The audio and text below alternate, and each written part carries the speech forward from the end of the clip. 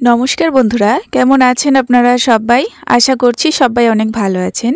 আজকে আমি তৈরি করে দেখাবো চায়ের সঙ্গে খাওয়ার জন্য মনাক্কা রেসিপি বা মদন কটকটি। আর আজকের মদন কটকটি তৈরি করব সবথেকে সহজ পদ্ধতিতে। এই পদ্ধতিতে যে কেউ তৈরি করে নিতে পারবেন। প্রত্যেকটা উপকরণ একদম সঠিক দিয়ে তৈরি করে দেখাবো। প্রথমবার এই রেসিপি তৈরি করতে চাইলেও কিন্তু আপনারা একদম পারফেক্ট তৈরি করতে পারবেন। আজকের রেসিপি কিন্তু স্কিপ করবেন না, সম্পূর্ণ দেখার জন্য অনুরোধ রইল। আশা করছি ভীষণ ভালো লাগবে আপনাদের আজকের রেসিপি।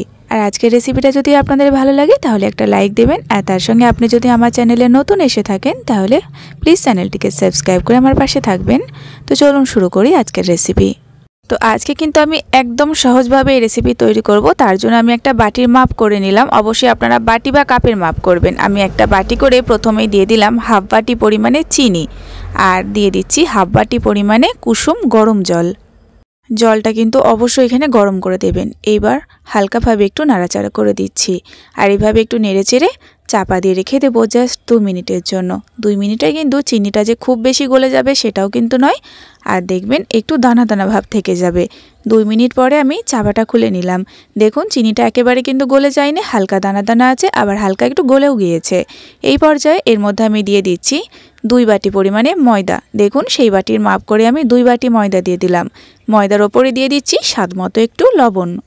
আর এই মনাক্কাগুলোকে আরও একটু টেস্টি করার জন্য দিয়ে দিচ্ছি এখানে আমি ভাজা জোয়ান। আপনারা কিন্তু কাঁচা জোয়ানটা দিতে পারেন, তবে আমি এটা দিয়েই তৈরি করেছিলাম, কিন্তু খেতে দারুণ হয়েছিল। তো 1 প্যাকেট মতো দিয়ে দিলাম। এবার দিয়ে দিচ্ছি বেকিং সোডা, 1 চামচের 4 ভাগের 1 ভাগ। আর দিয়ে দেব সাদা তেল।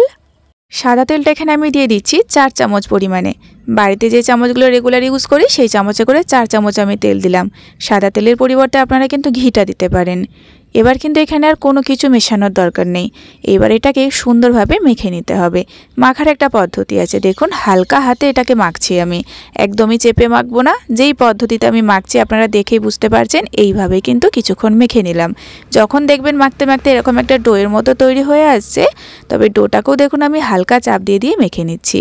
যখন এরকম ডোটা তৈরি হবে এবার এইভাবে ছেঁড়া শুরু করতে হবে, মানে বারবার ডোটাকে ছিঁড়তে থাকবেন, আবার জোড়া করবেন। এইভাবে 5 থেকে 7 বার কিন্তু এই পদ্ধতিটা আপনাদের করে নিতে হবে।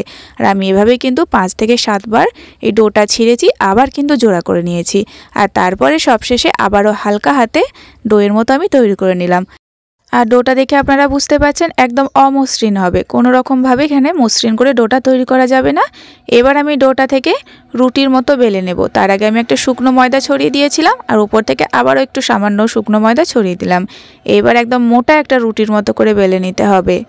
মনাক্কাগুলো দেখবেন অনেকটা মোটা হয়, তার জন্য কিন্তু প্রথমে এই রুটিটাকে একদম মোটা করে বেলে নিতে হবে। আর এই ডোটা যেহেতু একদম অমসৃণ করে আর কি মাখা হয়েছে, তার জন্য দেখবেন সাইডগুলো একদম ফেটে ফেটে যাবে, তাতে কিন্তু একদমই অসুবিধা নেই। ডোটা এইভাবেই তৈরি করতে হবে। এবার মনাক্কার জন্য আমি শেপগুলো দিয়ে দিচ্ছি। প্রথমে আমি লম্বা লম্বা করে কেটে নিচ্ছি একটা ছুরির সাহায্যে। আর কাটা দেখে বুঝতে পারছেন কতটা মোটাভাবে এটাকে আমি বেলে নিয়েছি। তো প্রথমে আমি লম্বা লম্বা করে কেটে নিলাম, আর কাটার পরে কিন্তু এগুলোকে আমি একটু সাইড করে নিলাম। আর দেখুন দেখিয়ে দিচ্ছি এরকম মোটা করে রেখে দিতে হবে।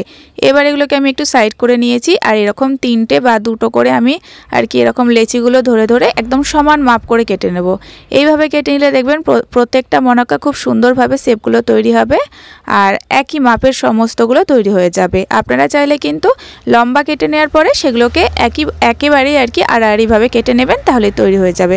তবে এইভাবে তৈরি করলে কিন্তু মনাক্কাগুলো প্রত্যেকটা একদম একই মাপে তৈরি হবে। তো আমি এরকম একই পদ্ধতিতে সমস্ত মনাক্কাগুলোকে কেটে নিলাম, আর এখানে সমস্তগুলো একদম রেডি করে নিয়েছি। এইবার এই মনাক্কা বা মদন কটকটিগুলোকে ভেজে নেব, তাহলে রেসিপিটা একদম তৈরি হয়ে যাবে। ভাজার জন্য কিন্তু একটা পদ্ধতি আছে। তো প্রথমেই আমি কড়াই গরম করে দিয়ে দিচ্ছি সাদা তেল। তেলটা একটু চেষ্টা করবেন বেশি পরিমাণে দেওয়ার, তবে আমি একটু হালকা তেল দিয়ে ভেজে নেব। তেলটা দেওয়ার পরে কিন্তু একদম হালকা গরম করতে হবে, মানে মনাক্কাগুলো দেওয়ার পরপরই দেখুন হালকা বিট করে ফুটতে শুরু করবে। একদম ঠান্ডা তেলে দেবেন না, আবার খুব বেশি গরম তেলেও কিন্তু দেওয়া যাবে না। তেলটা যখন গরম হয়ে যাবে ফ্লেমটা একদম লো টু মিডিয়ামে করে দেবেন। আর মনাক্কাগুলো দেওয়ার পরে একটু তেলের মধ্যে ছড়িয়ে দিতে হবে আর বেশ কিছুক্ষণ কিন্তু অপেক্ষা করতে হবে। দেখবেন অপেক্ষা করলেই নিজে থেকে এগুলো তেলের মধ্যে ফুটতে শুরু করবে আর অনেকটা বড় বড় হয়ে যাবে। তবে গ্যাসের ফ্লেমটা কিন্তু একদমই বাড়াবেন না, প্রথমে যেমনটা রেখেছেন সেভাবেই রেখে দেবেন আর তারপরে এগুলোকে একটু নাড়াচাড়া করে দেবেন। দেখবেন নিচের সাইডটা একটু হালকা কালার চলে আসবে আর অনেকটা ফুলে উঠেছে। দেখুন আপনারা দেখতেই পাচ্ছেন এখানে কিন্তু তেলটা অনেকটা পরিমাণে টেনে নিয়েছে, তাই প্রথমে একটু বেশি তেল দিয়ে দেবেন, তাহলে নাড়াচাড়া করতেও সুবিধা হবে আর ভাজাটাও ভালো হবে। তবে এরকম কম তেলেও ভেজে নেওয়া যায়। তো দেখুন আস্তে আস্তে কিন্তু কালারটা চেঞ্জ হচ্ছে আর এভাবে কিন্তু বারবার নাড়াচাড়া করতে করতে দেখবেন খুব সুন্দর একটা কালার চলে আসবে। আর যতক্ষণ না পর্যন্ত আর কি শক্ত হচ্ছে ততক্ষণ পর্যন্ত কিন্তু একটু সাবধানে নাড়াচাড়া করতে হবে। আর দেখুন আমি নাড়াচাড়া করে এগুলোকে ভেজে নিয়েছি, সুন্দর একটা কালার চলে এসেছে আর একদম খাস্তা হয়ে গিয়েছে। ভাজতে মোটামুটি 10 থেকে 12 মিনিট মতো সময় লাগবে আর এই সময় নিয়েই আপনারা ভেজে নেবেন, তবে কিন্তু এগুলো খাস্তা তৈরি হবে, অনেক দিন পর্যন্ত এগুলো খাস্তা থেকে যাবে। আর এই মদন কটকটি বা মনাক্কা কিন্তু একদমই নরম খেতে ভালো লাগে না, একটু দেখবেন শক্ত হবে, তার জন্য একটু হাতে সময় নিয়ে এগুলোকে ভাজতে হবে আর গ্যাসের ফ্লেমটা একদম একই রেখে দিতে হবে। তো সমস্ত মনাক্কাগুলো একদম ভাজা হয়ে গিয়েছে, এখন আমি তেল ঝরিয়ে এগুলোকে উঠিয়ে নিলাম। তো তৈরি হয়ে গেল একদম সহজ পদ্ধতিতে মনাক্কা বা মদন কটকটি।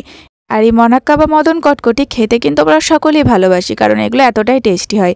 আর আজকে আমি এতটাই সহজ পদ্ধতিতে আপনাদের সঙ্গে শেয়ার করেছি, যারা প্রথমবার বানাতে চাইছেন তারাও কিন্তু বানিয়ে নিতে পারবেন। প্রত্যেকটা মাপ একদম সঠিকভাবে দিয়ে আজকে রেসিপি শেয়ার করেছি। অবশ্যই আপনারা প্রত্যেকটা মাপ সঠিকভাবে দেবেন, দেখবেন এরকম পারফেক্ট মনাক্কা তৈরি হবে, একদম খাস্তা তৈরি হয়। একটা খাওয়ার পর দেখবেন খেতেই থাকবেন। আর যখন বানাবেন কিন্তু অবশ্যই একটু বেশি করে বানিয়ে নেবেন, কারণ এগুলো ভীষণ টেস্টি হয়। আর এইভাবে আপনারা বানিয়ে চায়ের সঙ্গে খেতে পারেন, বাট এয়ারটাইট কন্টেনারের মধ্যে রেখে সারা মাস ধরে সংরক্ষণ করেও খেতে পারেন, একইভাবে খাস্তা থাকবে। রেসিপিটা কেমন লাগলো অবশ্যই কিন্তু একটা লাইক দিয়ে কমেন্টের মাধ্যমে জানাবেন। আর আপনি যদি আজকের ভিডিওটা সম্পূর্ণ দেখে থাকেন, অনুরোধ থাকলো চ্যানেলটিকে সাবস্ক্রাইব করে প্লিজ পাশে থাকবেন। তো আজ এই পর্যন্তই বন্ধুরা, আবারও ফিরে আসবে এরকম কোনো সহজ রেসিপি নিয়ে। ততক্ষণ আপনারা সকলেই ভালো থাকবেন এবং সাবধানে থাকবেন।